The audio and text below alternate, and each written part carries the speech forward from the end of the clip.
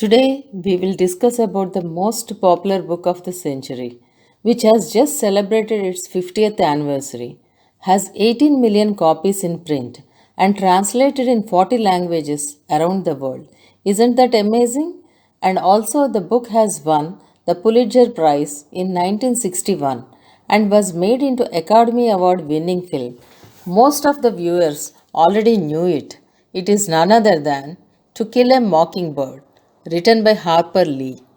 Most of the people around the world must have read this book at least once, either as part of the school syllabus or out of passion and its popularity. I strongly feel that reading this book is a personal experience to each individual. One always has some new take home points and new understanding each time they read it. No wonder the book stood out at top for so long. I always felt that the title itself is so intriguing. What is a mockingbird? A long tailed songbird found mainly in tropical America and noted for its mimicry of the calls and songs of the other birds, says the dictionary. The central character, Atticus Finch, tells his daughter Scout it is a sin to kill a mockingbird. Mockingbirds simply entertain people with their songs. They don't eat up our gardens or nest in corn cribs. These birds are symbolic to innocence and purity in humans. Isn't it a sin to kill innocence and purity? The story was set in 1930s, Alabama state, and a fictional village called Macomb. America was in the midst of Great Depression in 1930s. In 1960s, when the book was released, America was in state of ethical development as social inequality was very gradually overcome. Women's rights and black rights were beginning to emerge. The story was told from the perspective of Scout Finch, a 6-year-old girl who ages 9 when the story comes to an end. Atticus Finch is a lawyer in Macomb. He is a man with values and well respected in his place.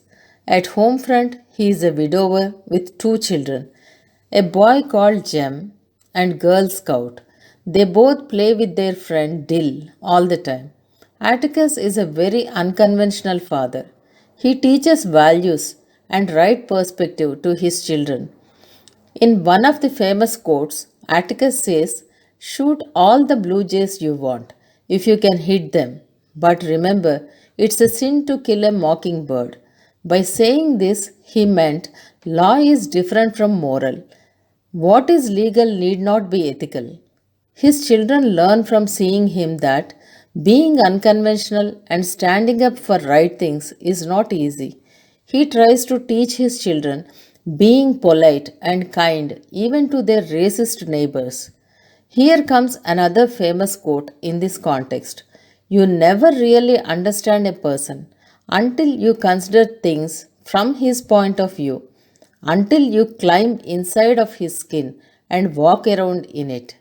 This is how Atticus tries to widen the perspective of his children.